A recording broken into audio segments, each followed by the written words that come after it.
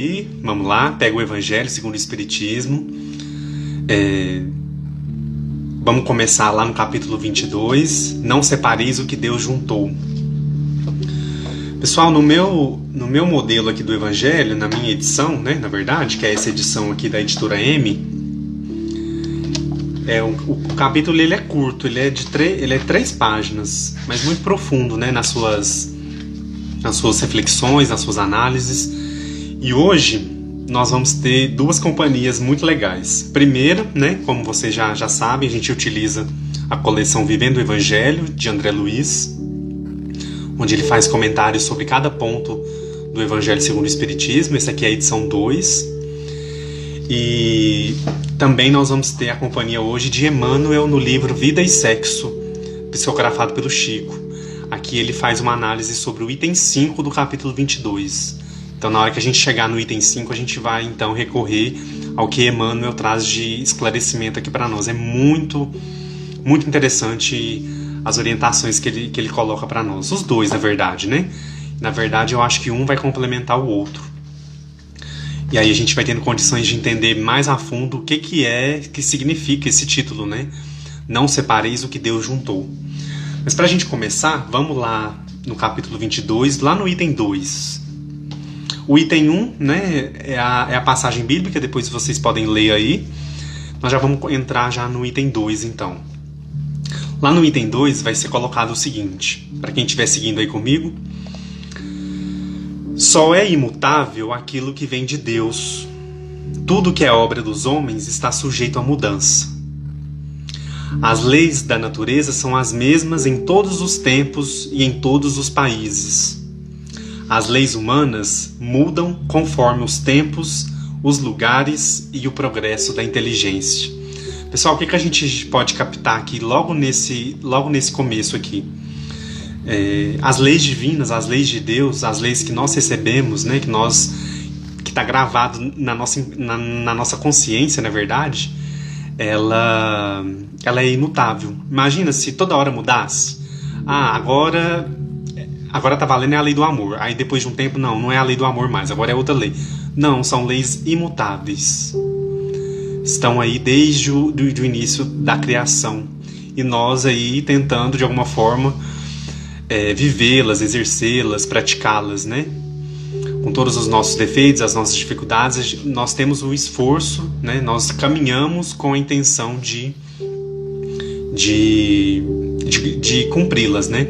Pessoal, eu quero aproveitar aqui um pouquinho rapidinho, que a Edna está lembrando aqui, para não enviar os corações agora, porque trava para algumas pessoas a live, tá?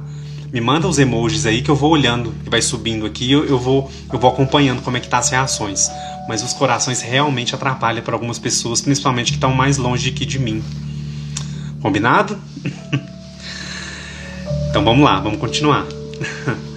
E aí, pessoal, a gente imagina só se as leis de Deus mudassem a todo momento, né? Então, essa é uma característica, são leis imutáveis. Olha só, então desde o início lá, desde quando nós fomos criados, nós já fomos criados submetidos a essas leis. E as leis dos homens?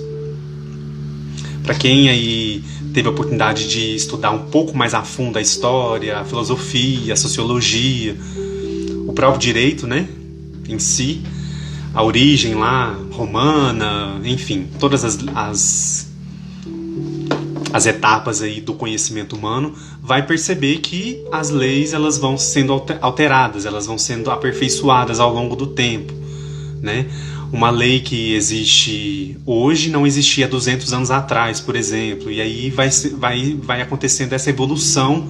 Eu lembro que eu estudei uma disciplina na faculdade que se chama Evolução das Ideias Sociais. Então é muito interessante a gente perceber como que isso vai acontecendo ao longo do tempo, como que vai mudando as necessidades da sociedade, enfim. Então, para a gente entender, a lei de Deus ela é imutável, ela está aí para a gente cumprir, né? Jesus reencarnou entre nós para poder mostrar as leis e nos mostrar, acima de tudo, que é possível a gente vivê-las, a gente cumpri-las. E também a lei dos homens, que vai sendo alterada conforme, ele fala aqui, né, conforme os tempos, os lugares e o progresso da inteligência. Então, conforme o nosso nível intelectual, isso também vai sendo aperfeiçoado ao longo aí de toda a história, né? De toda a história dos países, enfim, de todas. E aí, lá no item 3, ele vai entrar mais diretamente no assunto que é esse capítulo, né? Não separeis o que Deus juntou. Ele vai colocar um pouquinho para nós aqui logo em seguida sobre o casamento, né? Vai explicar um pouquinho, né? O casamento, que é de ordem divina, né? A união, né? Para operar a renovação dos seres que morrem, enfim, vai dar essa explicação aqui mais prática do que é o casamento, né? A importância, como que ele é visto aos olhos das leis civis, né? Que é uma coisa importante também. Cada tempo, né? Cada lugar vai ser visto de uma forma. Por exemplo, as leis aqui no nosso país diferem completamente dos países nórdicos, por exemplo. Então, cada lei civil vai ter o seu entendimento do que é essa união com relação à lei dos homens, né? E aí, pessoal, lá no item 3, vai ser colocado o seguinte para nós. Na segunda metade aí, para quem estiver seguindo o evangelho comigo, tá? Vai dizer o seguinte: Deus quis que os seres fossem unidos não somente pelos laços da carne, mas pelos laços da alma, a fim de que a afeição mútua entre os esposos fosse transmitida a seus filhos, e que fossem dois em lugar de um a amá-los, a cuidar deles e fazê-los progredir, né? Então aqui já vai começar a trazer para nós esse entendimento, né, de que não é só a coisa da lei civil, o laço da carne, né, mas o laço espiritual também. As leis, aqui fala, Deus quis que os seres fossem unidos não somente pelos laços da carne, mas pelos laços da alma também. Então, se a gente for pensar, a gente for analisar, aquelas pessoas, né, que se casam, que constituem uma família, ou então se casam apenas, tem uma ligação, né? Existe uma ligação ali, de alguma forma, por mais que talvez a gente não consiga compreender olhando de fora, mas há algo que liga aqueles dois seres, né? E aqui ele vai dar um exemplo aqui da afeição mútua, né? E que é transmitida para os filhos, enfim, nesse sentido. E aí um pouquinho mais abaixo, no segundo parágrafo, vai dizer o seguinte: mas nem a lei civil, nem os compromissos que ela obriga a contrair podem suprir a lei de amor. Olha só, por mais que existem as leis civis que, né, nós estamos submetidos, né, com relação aos deveres, né, aos compromissos que são assumidos perante a união, né, ou o casamento em si. Então, por mais que há essas obrigações, nada vai poder, então, pessoal, substituir, ele usa a palavra aqui, suprir, né? Não vai suprir a lei de amor, se essa não preside a união. Então, é uma coisa para a gente pensar, né? No aspecto da lei imutável de Deus e no aspecto da lei imutável dos homens. Vamos pensar, vamos colocar nas duas possibilidades aí para a gente poder compreender um pouquinho mais. E aí ele continua aqui, só mais um trechinho para a gente finalizar, né, esse ponto. Disso resulta que, muitas vezes, o que se uniu à força separa-se por si mesmo. Então a gente lembra, né, pessoal, daqueles casamentos que aconteciam nem muito tempo atrás, né, mas os casamentos arranjados, enfim, que aconteciam, que não existia nenhuma ligação, né, entre as duas pessoas. Então isso gerava uma série de consequências, né? Ainda gera até hoje, né? Vira e mexe a gente ainda escuta algum caso assim. Então, muitas vezes o que se uniu à força separa-se por si mesmo. Então não há uma força, porque a lei do amor não presidiu essa união, né? Então, para a gente começar a entender um pouquinho mais. E aí ele continua aqui, que o juramento que se pronuncia ao pé do altar torna-se um perjúrio, se é dito como uma fórmula banal. Daí as uniões infelizes, né, que a gente vê, infelizmente, até hoje. que acabam tornando-se criminosas, dupla infelicidade que se evitaria se nas condições do casamento não se fizesse abstração da única condição que o sanciona aos olhos de Deus, a lei do amor. Então a lei do amor sanciona as uniões, né, os casamentos. Deve ser o primeiro ponto que a gente tem que analisar, tem que levar em consideração mesmo. Claro que nós vivemos no mundo material, a gente tem as leis, das obrigações, os compromissos e tudo. Mas se a união for só ligada a isso, não levar em consideração a lei de amor, né, ela vai ser uma união frágil, uma união que vai vivenciar muitas dificuldades, né, muitas experiências dolorosas, né?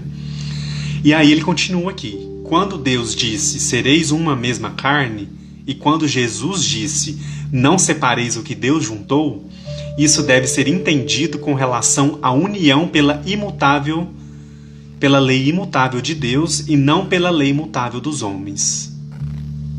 Então quando a gente escutar, né, essa frase que é um pouquinho temida, né, por algumas pessoas, não separeis o que Deus juntou, é para a gente levar então em consideração a união imutável pela lei imutável de Deus e não pela lei dos homens.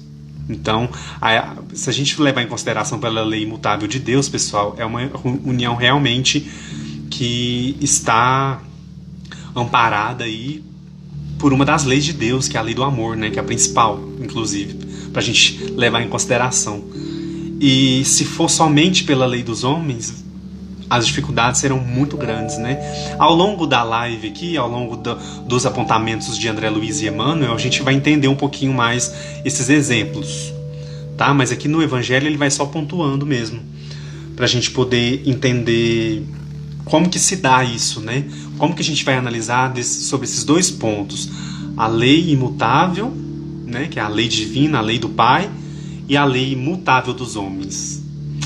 Isso aí, pessoal, para a gente entender, para algumas pessoas é um conflito muito grande, né? A gente tenta, com o Evangelho, lançar luz sobre esses temas, sobre esses assuntos, para a gente poder analisar de uma forma mais profunda, de uma forma mais consciente, né?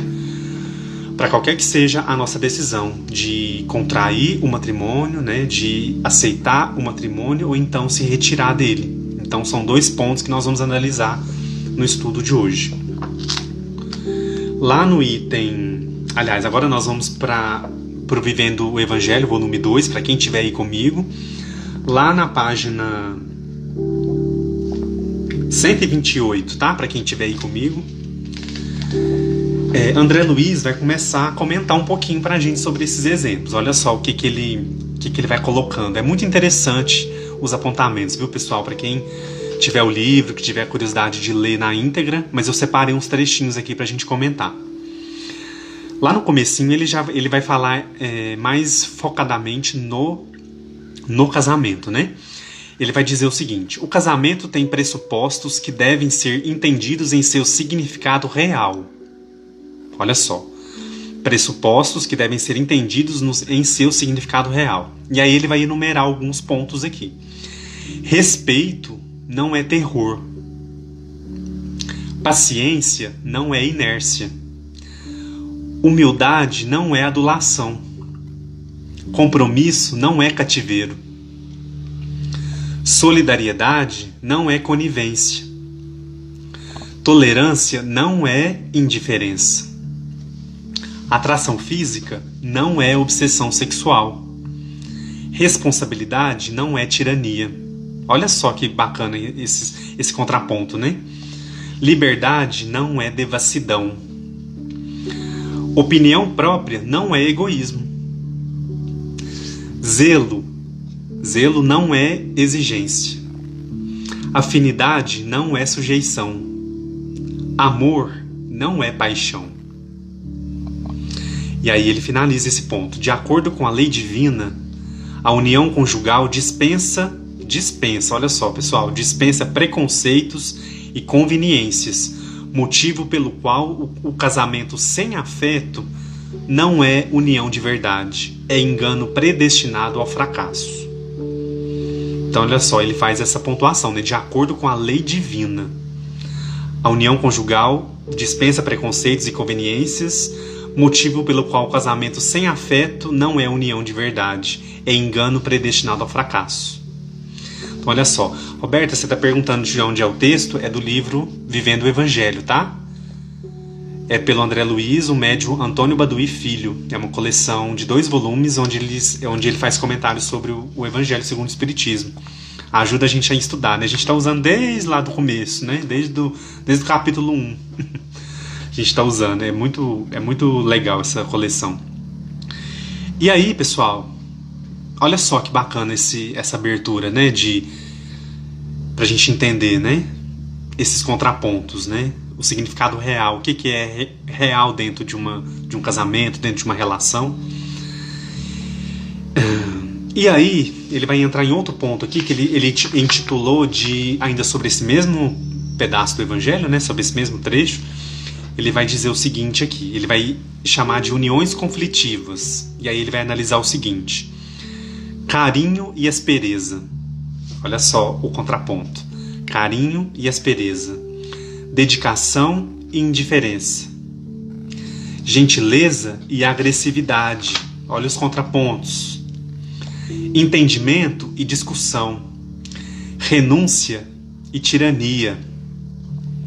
Bondade e intolerância. Sacrifício e abuso. Desprendimento e egoísmo. Paz e desatino. Ternura e grosseria. Responsabilidade e descaso. Olha só esses contrapontos que ele vai colocar aqui. E aí ele vai explicar esses contrapontos. Olha só o que ele diz aqui. Sentimentos contraditórios estão presentes nas uniões conflitivas e indicam que o reajuste de antigas diferenças se processa na intimidade do lar, exigindo de cada um a compreensão do próprio dever e a perseverança no bem.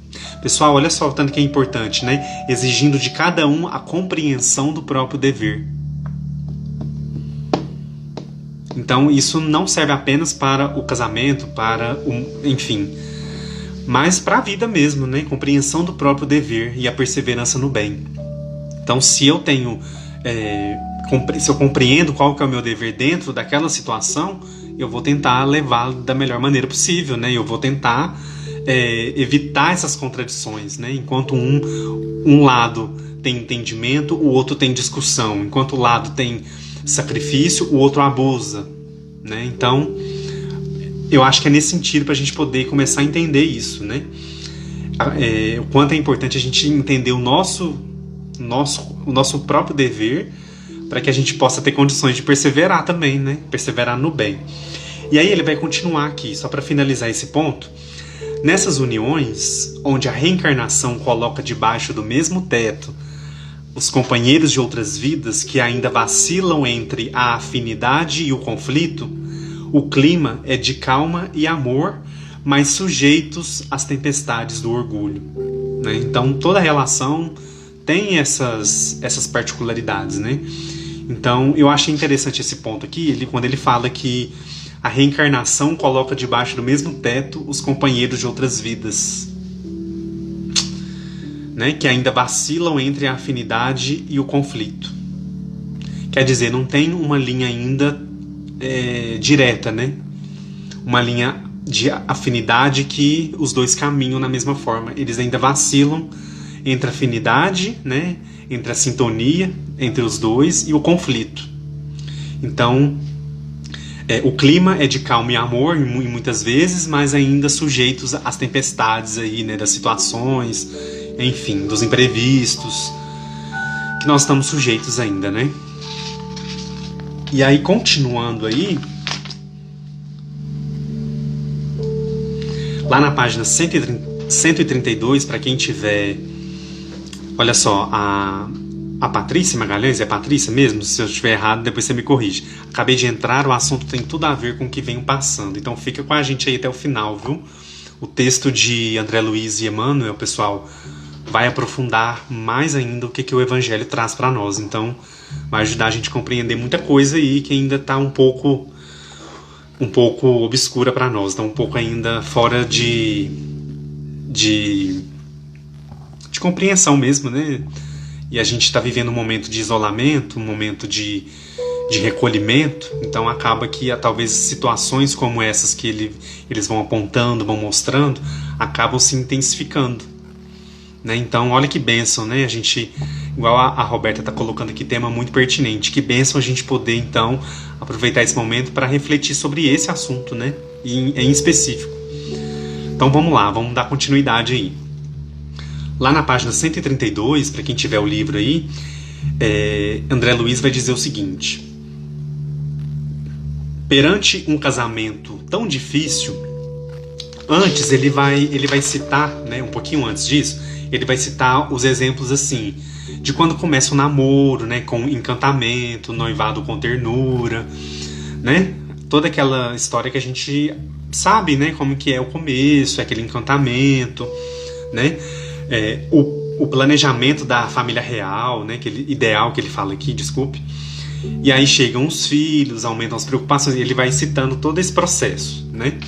Até que chega em algum momento que as carícias se tornam agressões, a conversa suave converte-se em discussões intermináveis, enfim, ele vai fazer esse apontamento. E aí ele vai comentar sobre isso.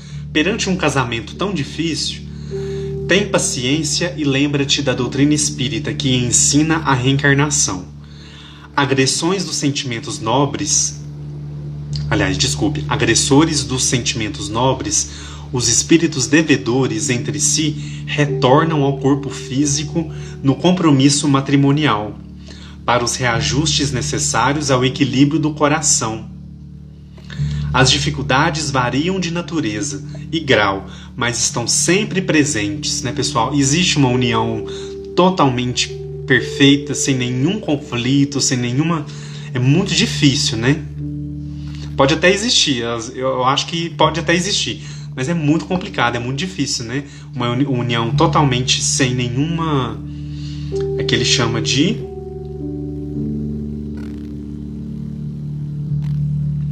Nenhuma situação assim um pouco mais delicada, né? Todas em algum grau varia, né? Deixa eu voltar aqui um pouquinho. Variam, né? As dificuldades variam de natureza e grau, mas estão sempre presentes, refletindo nas relações de hoje os enganos de ontem. Então, geralmente é alguma forma de resgate mesmo que acontece, né? A gente vê aí muitos exemplos, em muitas situações que realmente são resgates, estão ali unidos, estão no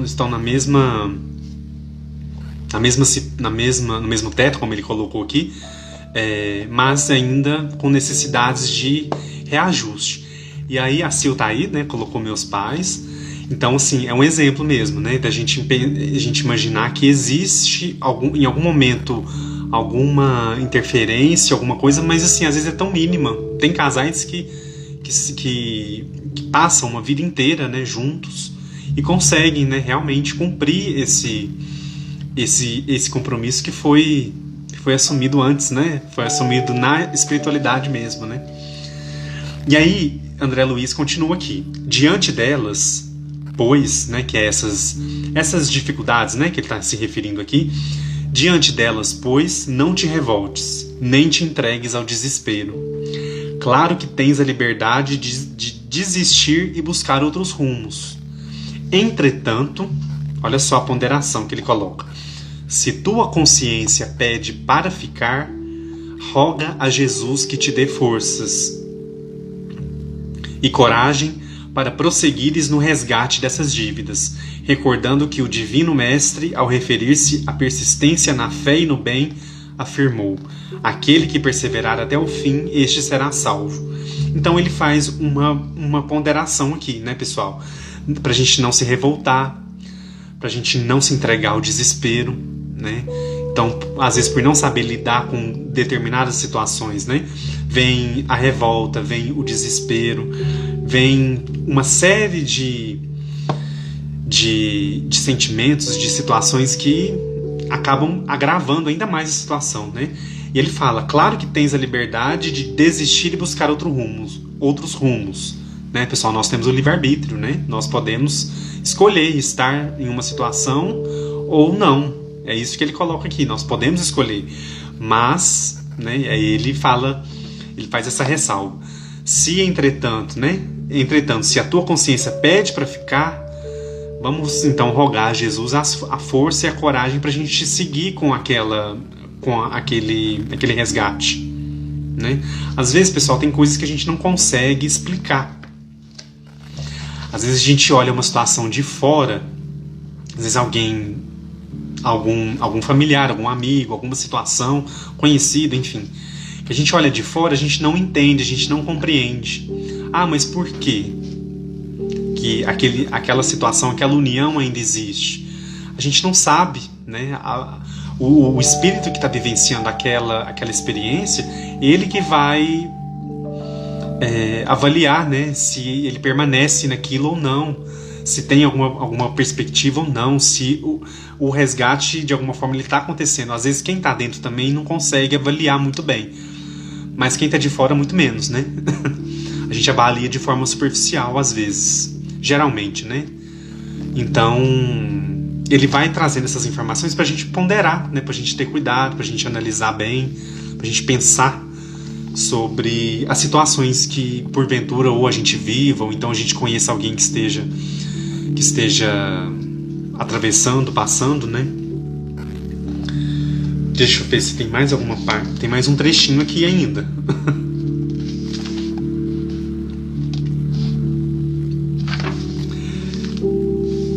André Luiz, aqui na página 134 e 135, ele vai olhar também por um outro ponto. Ele vai intitular aqui como rejeição. O que é a rejeição, né? Como que ela acontece? Olha só, ele vai dizer o seguinte aqui para nós. Você valoriza papéis e documentos que fazem parte de sua vida. Nós valorizamos os papéis, os documentos que fazem parte da nossa vida, né? Acho que todo mundo concorda. E aí ele vai citar os exemplos aqui, olha que legal. Certidão de nascimento? Precisa. Todos nós precisamos, né? Cartela de vacinação? A gente mantém em dia. Boletim de escola? Guarda. Ação de clube? Quer. Todo mundo quer, né? Passaporte? Mostra. A gente mostra o nosso passaporte, né? Com muito orgulho, com muita alegria. Certificado militar? Necessita. Cartão de crédito? Deseja. Carteira de trabalho? Exige, né? É uma coisa que a gente precisa. Título de homenagem? A gente exibe, né? A gente coloca no quadro bonito para todo mundo ver, né? Registro de identidade? Faz questão, né? É uma coisa que a gente precisa. E aí ele vai comentar. Você se importa com esses documentos a vida inteira. Contudo, embora sua união esteja alicerçada no amor, você diz que papel não adianta e rejeita a certidão de casamento. Olha que chamada de atenção. Chamada de atenção. Você se importa com esses documentos a vida toda, a vida inteira? Contudo, embora sua união esteja alicerçada no amor, você diz que papel não adianta e rejeita a certidão de casamento, né? Então, é uma coisa que às vezes fica meio... as pessoas às vezes acham que não tem importância. E tem, é um documento importante. É um compromisso que foi assumido, né? De uma vida, de um compartilhamento, né? De vida, principalmente. Então, é interessante ele chamar a atenção nossa, né? A gente dá atenção para tudo isso, né? E a certidão de casamento? A gente acha que é só um pedaço de papel? Se fosse bom... tem aquele ditado, né? Se não fosse bom, não precisava... Se fosse bom, não precisava de testemunha, né? Já ouvi muito essa piada.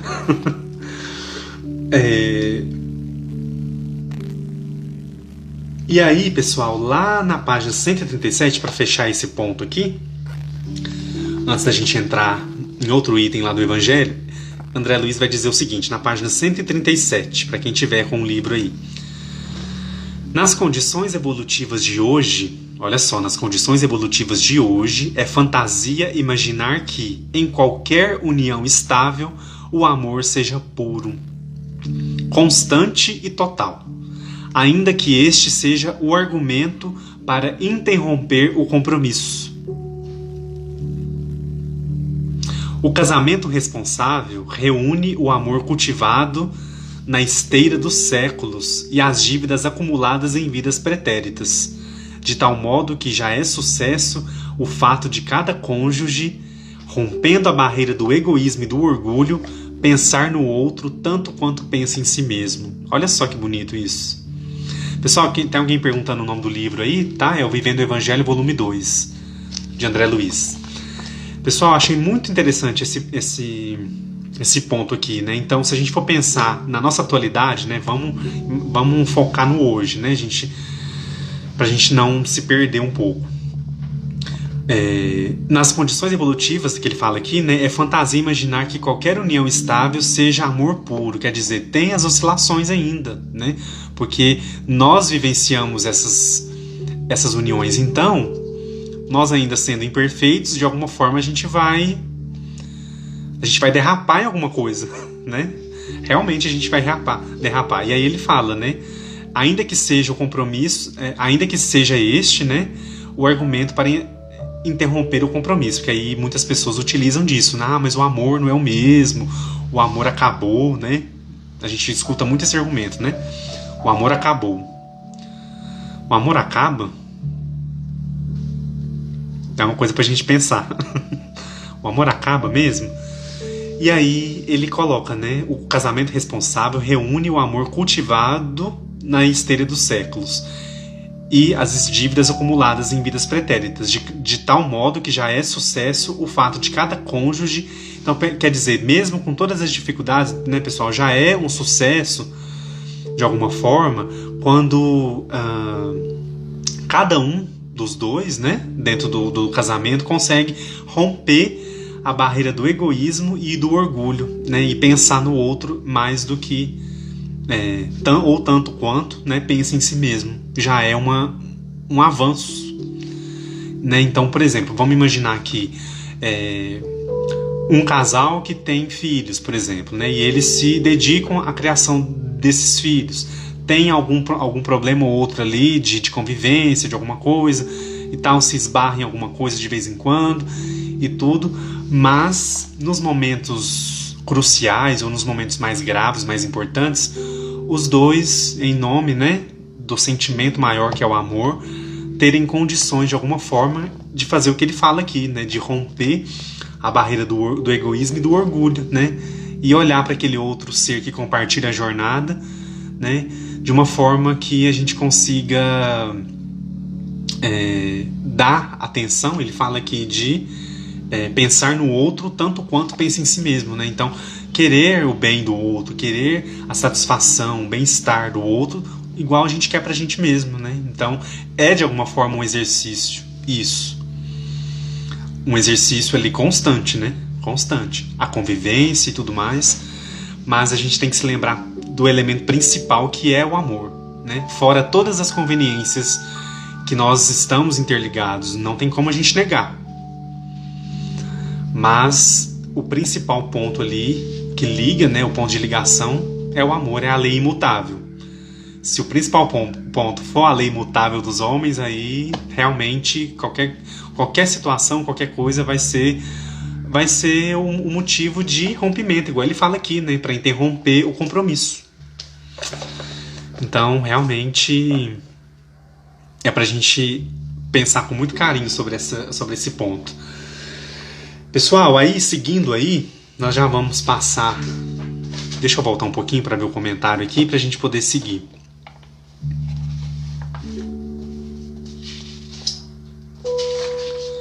Deixa eu dar uma olhadinha nos comentários aqui, rapidinho, acho que dá tempo, né? Dá. Deixa eu voltar só um pouquinho pra gente poder... A Silvia colocou aqui, né? Tem altos e baixos, né? Toda relação, todo casamento tem. Não só o casamento, né, pessoal? Mas qualquer relação humana tem seus altos e baixos, né? A Roberta Correia disse aqui pra nós: vivemos na matéria e a matéria vive em nós. Só o amor depura. Olha só que bonito, né? A gente pensar no amor como esse elemento depurador do nosso espírito imortal, né? Eu não sei se eu já comentei isso com vocês alguma vez. Eu acho que sim. Em alguma live aí, algum tempo atrás. Quando eu comecei a estudar a doutrina, depois de algum tempo, uns 2 anos, 3 anos, que eu fui lendo as coisas, fui buscando os textos, eu parei uma hora assim, pensei comigo mesmo, eu falei, se a gente for resumir, se a gente for pensar em um único ponto assim que liga todos nós que estamos passando pela experiência da reencarnação, o que a gente precisa aprender? Todos nós. Em graus variadíssimos, mas todos nós precisamos então dessa depuração do amor, o amor como o nosso depurador. É o que vai nos fazer. Nós viemos para cá, nós reencarnamos para a gente aprender a amar. E aí, pessoal, é aquele amor que Jesus veio e mostrou para nós. Será que nós vamos conseguir chegar naquele ponto? Vamos conseguir, mas através do nosso esforço, da nossa caminhada, né? Das nossas escolhas, da nossa reforma interior principalmente, né? Então todos nós viemos nos depurar, né? E aprender a amar, aprender esse amor que o Cristo ensinou, amar ao próximo como a si mesmo. Será que isso é possível? Jesus mostrou que é possível, então é o nosso exemplo maior, né? É o nosso referencial maior. A Silvia colocou aqui, o amor é como uma plantinha, precisa de cuidados. Precisa sim, com certeza. Vamos lá. Deixa eu ver aqui, pessoal. A Edna falou aqui pra nós, dependendo da relação em que se é vivido no casamento, para mim o amor acaba sim. Então olha só, então ela entende que realmente esse sentimento ele pode ser encerrado, né? Pode ser de alguma forma findado, né? A Betânia colocou aqui para nós, o amor é constantemente confundido com sentimentos menos nobres. É o que acontece na maior parte das vezes, né, pessoal? Às vezes a gente utiliza do amor como justificativa para fazer alguma coisa, para viver alguma situação, mas às vezes não é isso mesmo. E aí a gente se confunde. Muito bem colocado, viu, Betânia? Gostei dessa. A Cristina falou também, né? Fácil pra gente falar, né? O amor acaba e pode ter qualquer sentimento, né?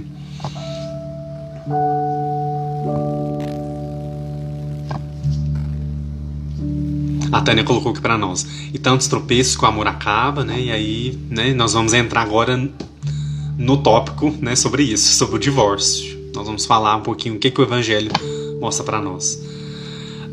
A Gemolina colocou para nós aqui. Amor não acaba. Às vezes o respeito ou não tem maturidade ainda ou estar preparado para a união e tudo que vier, né? Pode ser também, né? Assim, pode ser uma forma interessante da gente olhar, né? Como que aconteceu tudo, né? Pode ser uma oportunidade também da gente reavaliar, né, o que a gente viveu, o que a gente vive. É importante isso. A Joyce, minha amiga, colocou aqui para nós. Silvia, você resumiu tudo. O amor tem que ser cultivado e ter cuidado no dia a dia. 38 anos de experiência, olha só. Tem 38 anos de casamento, então falou a experiência aí para nós, né? O amor tem que ser cultivado e cuidado no dia a dia, com certeza. A Ana Simon acredita que o verdadeiro amor não acaba. E acho que é só isso, né? De comentários. A Maria do Carmo colocou que ainda confundimos o amor com apego, muitas vezes, né? É muito fácil confundir com apego, né? O amor, o amor é outro nível, né? E aí a gente começa a se lembrar o quanto foi importante, pessoal, a passagem do Cristo entre nós. Então Cristo veio nos mostrar, nos ensinar que é essa que é a lei que nós precisamos realmente aprender e vivenciar na nossa caminhada eterna, né? Pessoal, quem tiver com o Evangelho aí, vamos lá para o item 5, que já é o último item, já inclusive, do capítulo 22. Pessoal, eu assisti uma palestra um tempo atrás no YouTube, eu esqueci o nome da palestrante, eu anotei em algum lugar, eu não lembro onde eu anotei. ela fez um comentário que eu achei interessante. Ela citou o divórcio como um remédio jurídico.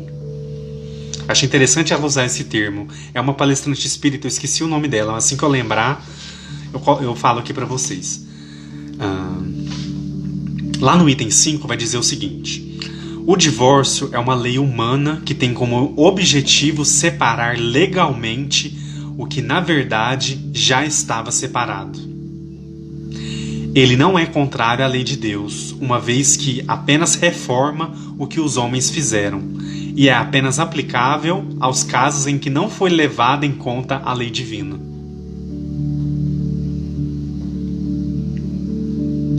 Bonito, né?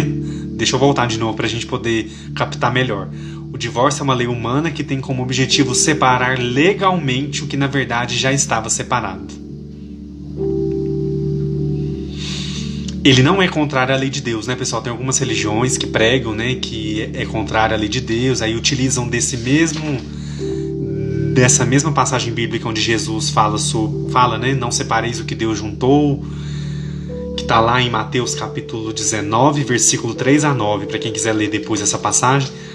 Enfim, então, assim, é um argumento utilizado por muitas religiões, né, que é contrário à lei de Deus. Deus é contra o divórcio. E aí aqui a gente consegue compreender um pouquinho melhor, né?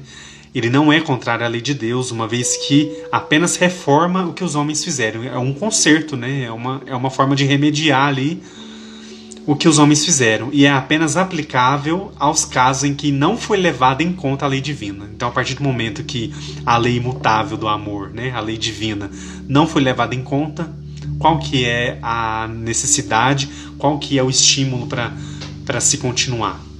O divórcio, ele de alguma forma, ele repara algumas situações que inclusive nós vamos analisar melhor com o texto de Emmanuel, que está no livro Vida e Sexo, que é esse livro aqui, tá, da FEB. Para quem não conhece, é um livro muito interessante, é um livro curto, tá, ele não é muito grande, facinho de ler, ele traz vários assuntos e entre eles ele analisa esse item 5 aqui do Evangelho, né? Ele vai citar esse item 5 e vai comentar. Pessoal, no começo, se por acaso alguém tiver o livro, tá? Lá na página 31, o título do capítulo é Divórcio mesmo. Então, olha só, ele vai citar esse trecho que eu li para vocês, do Evangelho, e aí ele vai comentar um pouquinho sobre o casamento, né? O que é o casamento? É um instituto benemérito, acolhendo, né? A vida, aqueles que a vida aguarda para o trabalho do seu próprio aperfeiçoamento. Ele vai citar um pouquinho do que ele considera ser o casamento. E aí, em seguida, ele vai fazer uma análise que eu achei muito interessante e pontual para a gente falar aqui hoje. Ele vai dizer o seguinte, né?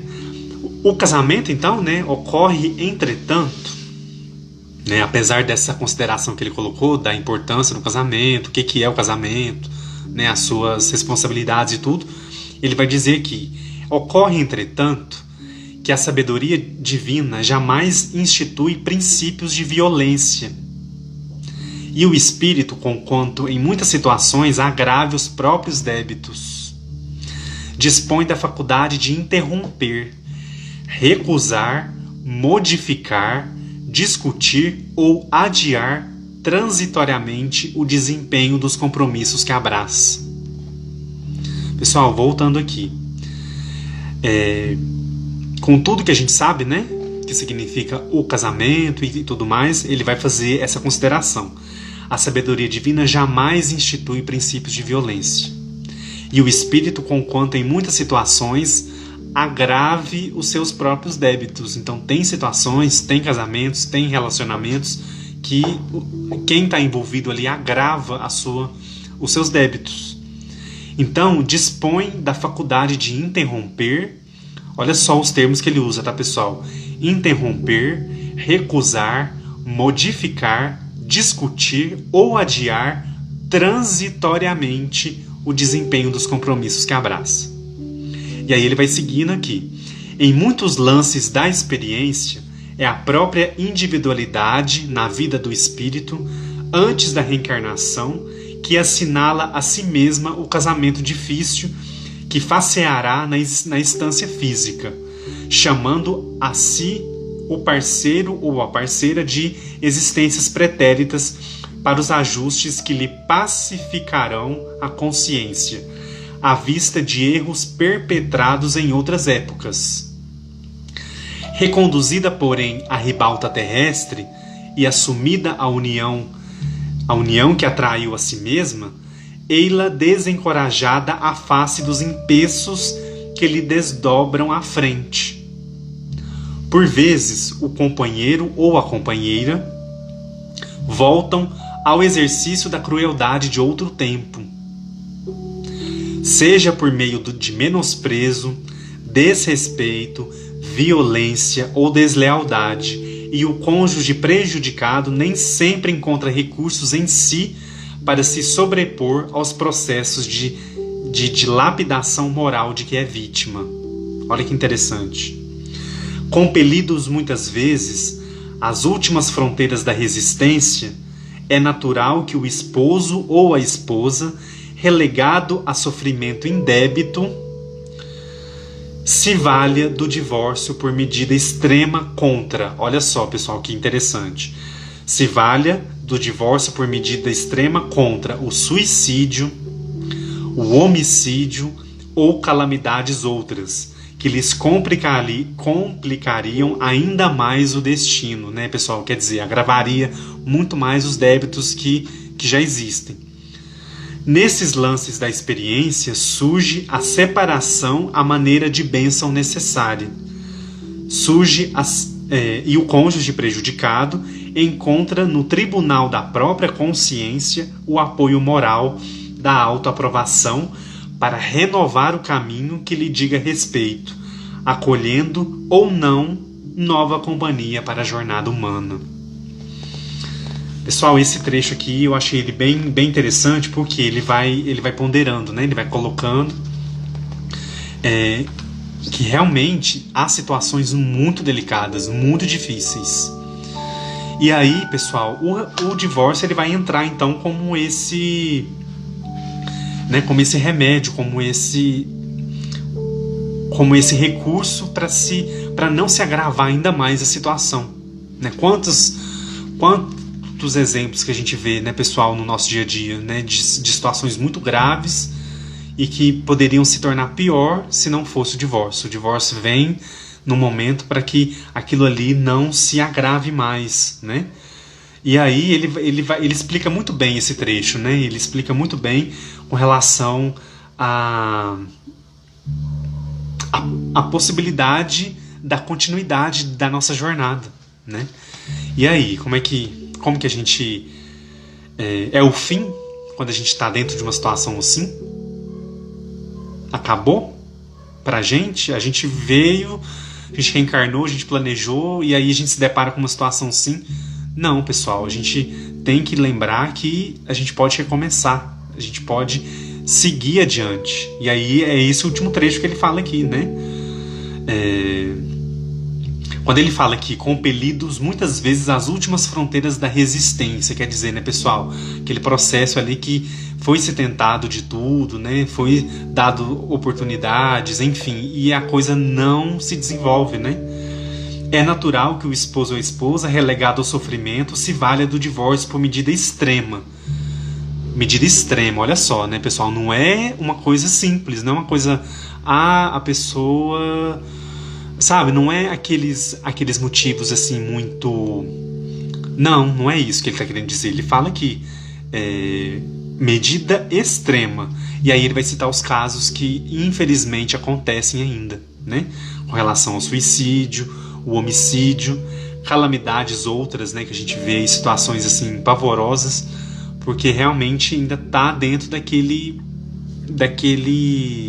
daquela situação e às vezes a pessoa ela se recusa a mesmo escolher a ter uma superação, uma vida depois disso, né? Isso pode ser superado. Claro que a gente aprende, né? A gente aprende com essas situações. Quem passa por isso, pessoal, aprende, né? Assim, extrai disso algo para o seu espírito, para a sua caminhada evolutiva, né? E aí então ele vai citar: nesses lances da experiência surge a separação, a maneira de bênção necessária, né? Porque dá àquele que está prejudicado nessa situação, né, o apoio moral da autoaprovação para renovar o caminho, né? Quantas pessoas precisam disso hoje? Apoio moral da autoaprovação para renovar o caminho, renovar a caminhada que está traçando aqui, né? Acolhendo ou não nova companhia para a jornada humana, né? Aí depende de cada um, de cada situação.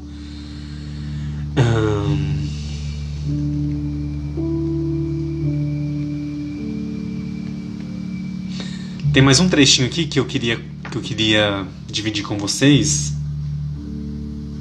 Que Emmanuel vai dizer o seguinte: o divórcio, pois, baseado em razões justas, é providência humana e claramente compreensível nos processos da evolução pacífica. E, efetivamente, Jesus ensinou: não separeis o que Deus juntou. E não nos cabe interferir na vida de cônjuge algum, no intuito de arredá-lo da obrigação a que se confiou. Ocorre, porém, que, se não nos cabe separar aqueles que a lei de Deus reuniu para determinados fins, são eles mesmos os amigos que se enlaçaram pelos vínculos do casamento, que desejam a separação entre si, tocando-nos unicamente a obrigação de respeitar-lhes a livre escolha sem ferir-lhes a decisão. Quer dizer, pessoal, a gente precisa respeitar também a decisão daquela pessoa que abraçou aquela situação e está avante, né? Está tentando levar adiante. Pessoal, a live vai encerrar em 3 segundos. Eu volto para a gente continuar, tá bom?